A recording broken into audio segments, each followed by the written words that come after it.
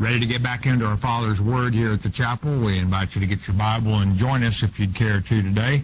We're going to pick it up in the book of Numbers, chapter 31, verse 5. And Moses had just been instructed by God to avenge Israel of the Midianites. And the reason for that, the Midianites had seduced Israel into idolatry. And God does not like people that mislead His children. Let's pick it up today. We'll ask that word of wisdom in Yeshua's precious name. Father, open eyes, open ears. Let's go with chapter 31, verse 5. So there were delivered out of the thousands of Israel 1,000 of every tribe, 12,000 armed for war. And 12,000 when they had over 601,000 in the army at their disposal from that recent numbering. But God knew how many it would take for the victory, and it's going to be an amazing victory in light that they're going up an army against an army that's probably got them outnumbered 3-1. Verse 6. And Moses sent them to the war, 1,000 of every tribe, them and Phinehas, the son of Eleazar the priest, to the war with the holy instruments and the trumpets to blow in his hand. Now, these holy instruments, I think, are not the items of worship such as the altar of burnt offering or the table of showbread or anything of that nature. I think it is referring to the silver trumpets that we covered back in chapter 10. You remember the priests were to blow the trumpets to several call to action in the time of war, which is the case here.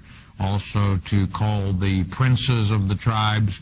Another signal was given when it was time to break camp and pull up the tent pegs and head for the next place of encampment. Verse 7, Phinehas, you might remember, the one who was so zealous for the Lord when he caught the Midianite woman with the Israelite man in the act of adultery, symbolic of idolatry, and he ran them both through with the javelin, which stopped the plague when 24,000 had died. A lot more probably would have died if not for the zealousness of Phinehas. And they warred against the Midianites, as the Lord commanded Moses, and they slew all the males. Well, they'll slay all the adult males. We'll see in the latter part of this chapter that they left the males who were not in the battle alive.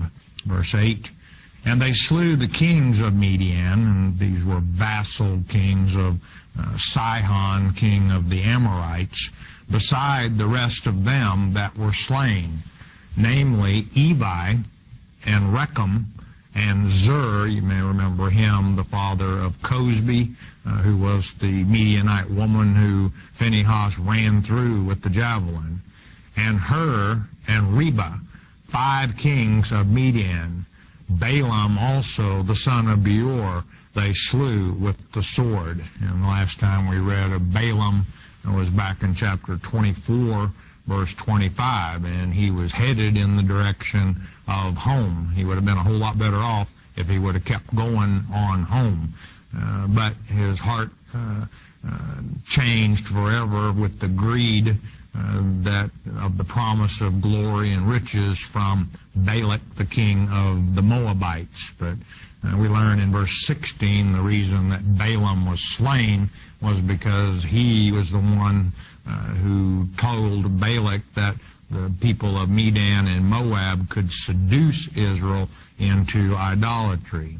Verse 9, and the children of Israel took all the women of Midian captives, and their little ones, including the males, and took the spoil of all their cattle and all their flocks and all their goods.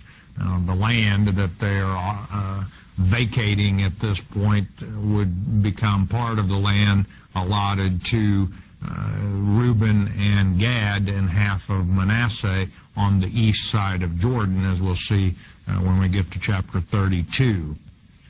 And they burnt all their cities wherein they dwelt, and all their goodly castles with fire. Now, I had mentioned that the Midianites were nomadic peoples. They dwelt in tents. They weren't city builders or city dwellers. They moved from place to place with their considerable herds and flocks for the pasture land. So these cities and castles, no doubt, were built by the Amorites, Sihon, for example, and the Moabites.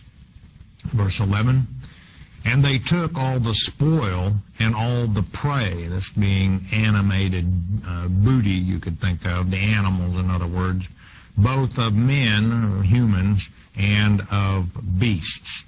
Verse 12, and they brought the captives and the prey, these being the animals, and the spoil, this being gold chains, jewelry, things of that nature, which the nomadic peoples were known to value very much, even on their camels and their horses, unto Moses and Eleazar the priest, and unto the congregation of the children of Israel, unto, not into, but unto the camp at the plains of Moab, which are by Jordan near Jericho. And would Moses be pleased with what he saw? And Moses and Eleazar the priest and all the princes of the congregation went forth to meet them without the camp. Now, any time that someone had killed another person, even a soldier killing someone of the enemy in action, or had touched a human corpse, they were unclean for 7 days. And if you were unclean, you were not to be within the camp. And of course, they had to go through the purification process, a 7-day process that we covered back in chapter 19 of Numbers with the water of purification. Verse 14, and Moses was wroth with the officers of the host, with the captains over thousands, and captains over hundreds, which came from the battle. What in the world could Moses be angry about? And Moses said unto them, have ye saved all the women alive? Here we see dissatisfaction and reproof on the part of Moses. Moses was pretty mild-mannered as far as his own concerns, but when it came to matters of the Lord, he was very quick to become, his righteous indignation would flare up in a hurry.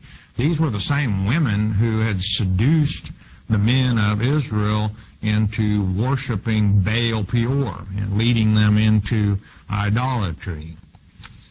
Behold, these caused the children of Israel, through the counsel of Balaam, to commit trespass against the Lord in the matter of Peor, the same as Baal Peor. And there was a plague among the congregation of the Lord.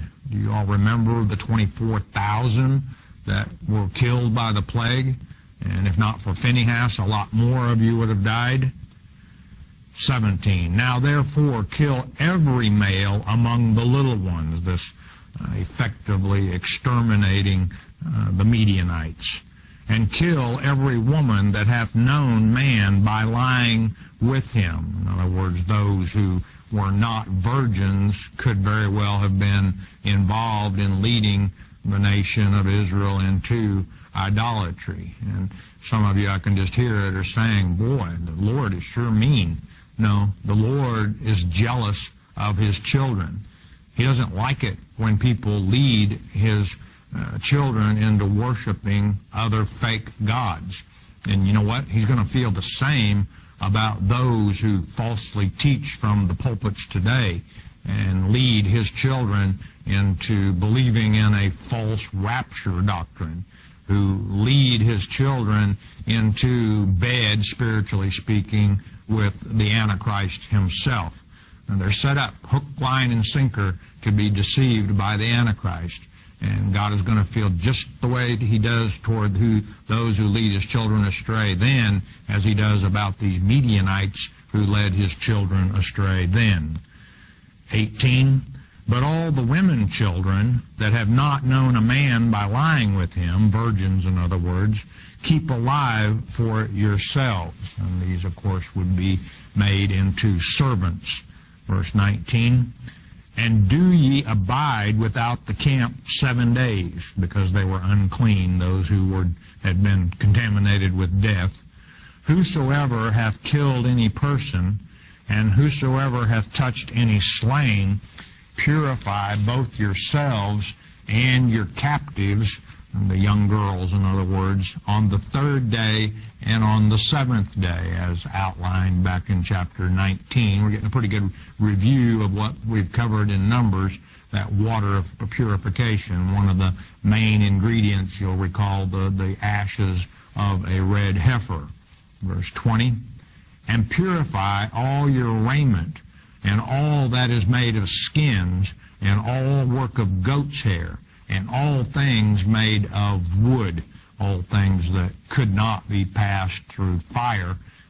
It was necessary for them to be cleansed on the 3rd day and the 7th day in order for them to be considered clean again. Verse 21, and Eleazar the priest said unto the men of war which went to battle, this is the ordinance of the law which the Lord commanded Moses.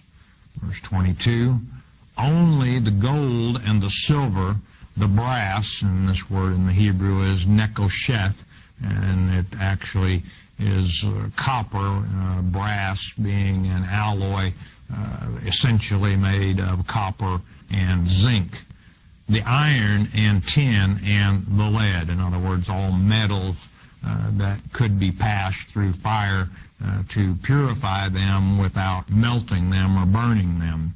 23, everything that may abide the fire, ye shall make it go through the fire, and it shall be clean. Nevertheless, it shall be purified with the water of separation.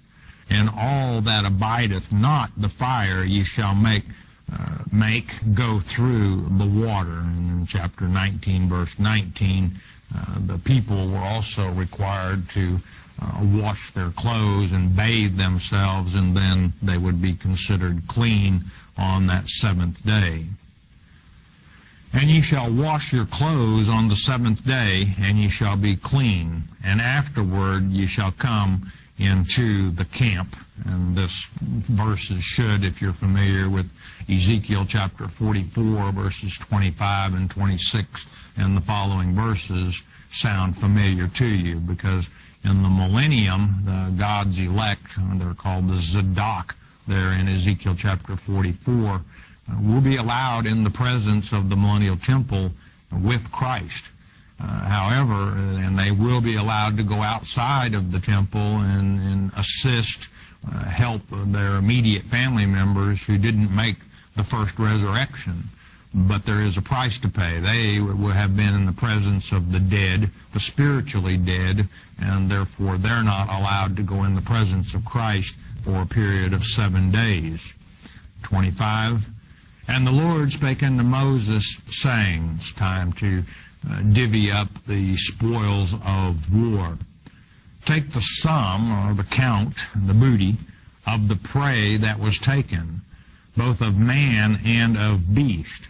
Thou and Eleazar the priest, and the chief fathers of the congregation, the elders representing the people. And again, the people left of Midian would be only young girls, virgins who had not lain with man.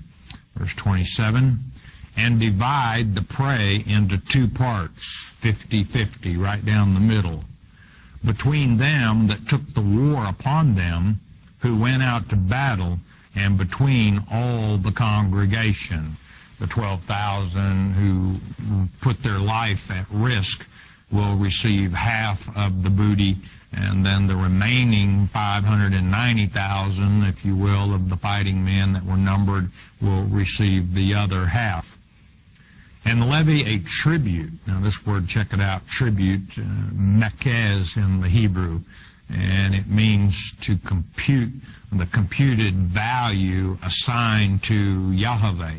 the Lord. And the only time that you see that term is in this particular chapter.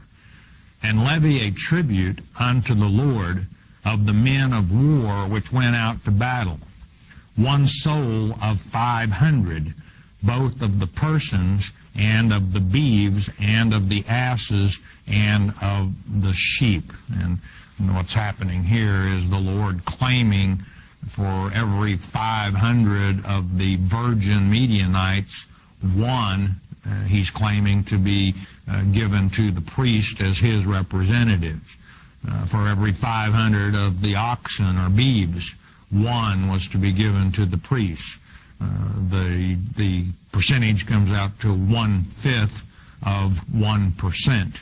It will be a little bit higher for those who didn't risk life and limb in the war. 29, take it of, or from, probably better, their half, and give it unto Eleazar the priest for an heave offering of the Lord. And this, in all probability then, are actuality given to the priest for their maintenance, much as tithes were given as to the Lord, but then as his representatives among the people, the priest received it for their sustenance. And this heave offering, a thank offering for the victory. And don't say, look what I did with my own two hands. If God gives you the victory, and God most certainly gave them the victory in this war, as we'll see as we get toward the end of this chapter, give credit where credit is due and thank the Father. The leaders of the military will give more than what the Lord asked for of one of every 500, as we'll see. Verse 30. And of the children of Israel's half, and these are those who do not go to war, thou shalt take one portion of 50, and that comes out to 2% rather than 1/5 of 1%. Of the persons, of the beeves, of the asses, of the flocks. Flocks can be either sheep or goats. We'll see that the Midianites did not keep goats, but sheep only. Of all manner of beasts, and give them unto the Levites, which keep the charge of the tabernacle of the Lord. And these for the benefit of the priest. And this didn't take on the same characteristic as a vow, because vows, the clean animals would have been offered to the Lord as a sacrifice.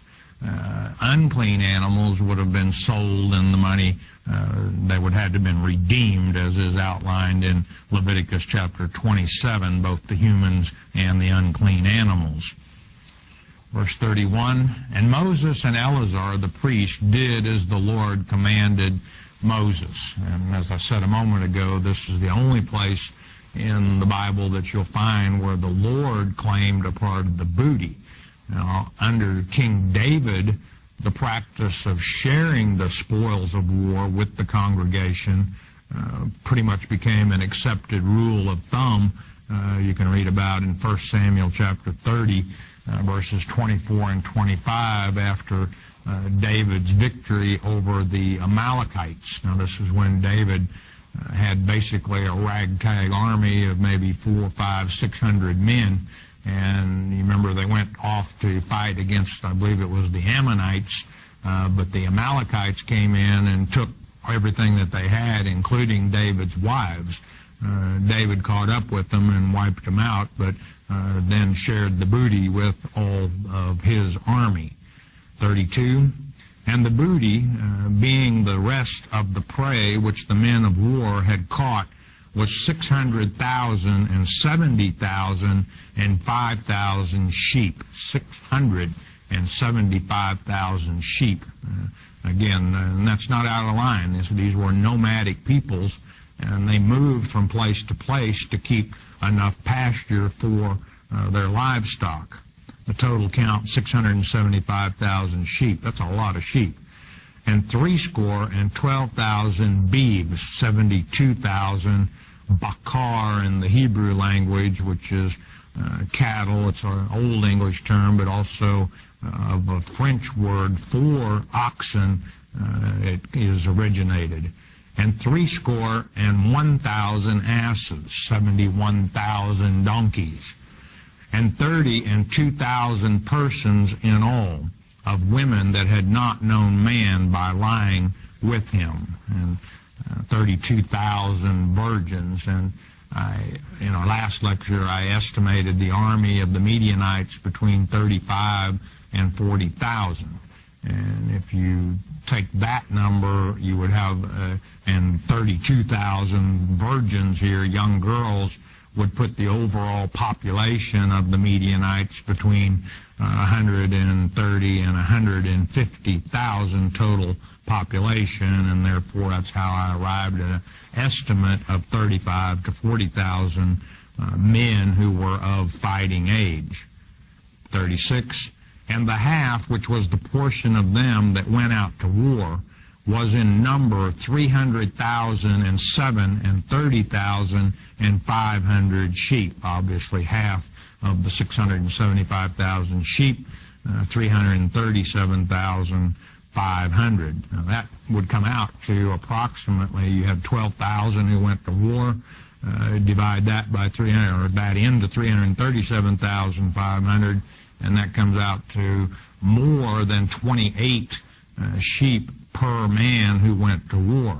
A pretty good payday, as booties and prey of war often were. 37. And the Lord's tribute of the sheep was 615. Of that, they're 1/5 of 1%. They gave 675 to the priests as the Lord's portion. 38. And the beeves were 36,000, of which the Lord's tribute was 62.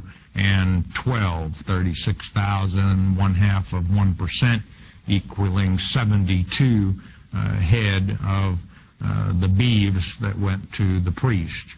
39. And the asses were 30,500, of which the Lord's tribute was 61. 30,500 of the asses, the Lord's portion, 61 head. Now, the asses probably were sold and being unclean animals, and their portion, the value of them went into the treasury of the sanctuary, no doubt. Verse 40. And the persons, these are the virgins, were 16,000, that's half of the 32, of which the Lord's tribute was 32 persons, probably assigned to menial labor, those assigned to the priest, carrying water, chopping wood, work that the priest normally would have done, but now giving them some help. I don't know how they would have divided up the 16,000. You had 12,000 fighting men. Their portion of the virgin slave girls was 16,000. I was curious how they divided them up among themselves. 41. And Moses gave the tribute, which was the Lord's heave offering, unto Eleazar the priest, as the Lord commanded Moses. Remember, these were required. We'll see additional free will offerings given by the leaders of the military in a moment. 42. Of the children of Israel's half, which Moses divided from the men that warred, those who didn't fight, in other words, and note that verses 43 through 46 is parenthetical. It's not in the original manuscripts. Those of you with companion Bibles, you have a note on that. In fact, an appendix in 6 in your companion Bible states this was inserted at a later point in time to explain the context. 43. Now the half that pertained unto the congregation was 300,000 and 30,000 and 7,500 sheep. Again, their half, 337,500. And 36,000 beeves, and 30,000 asses, and 500, and 16,000 persons. Verse 47.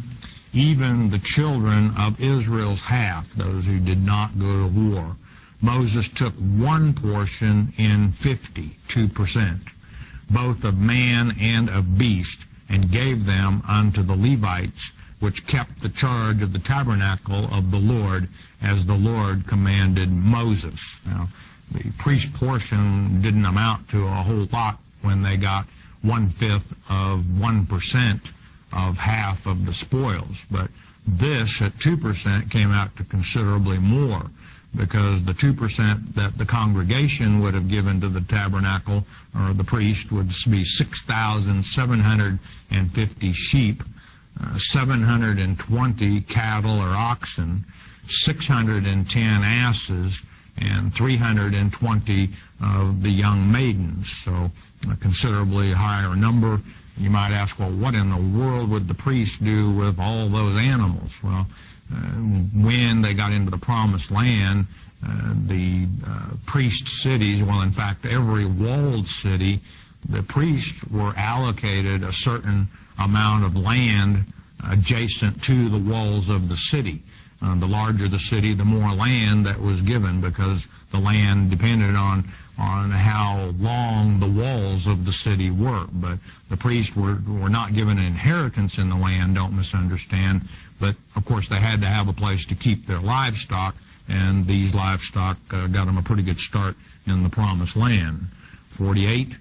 And the officers, which were over thousands of the host, the captains of thousands and the captains of hundreds, came near unto Moses. Now, these are the officers who led the 12,000 fighting men into war. It's time to take a casualty count. And they said unto Moses, Thy servants have taken the sum, or the count, of the men of war which are under our charge. In the Hebrew, this is under our hand.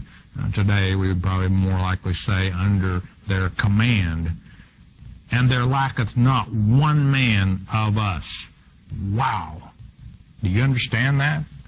12,000 went to war against 35 to 40,000 of the Midianites, and they didn't lose one soldier, not one man. I'll tell you, that's the side I want to be on when we go to war, and we are going into a spiritual war in the very near future. I encourage you to be on the side that God is not going to allow one to be lost. Verse 50.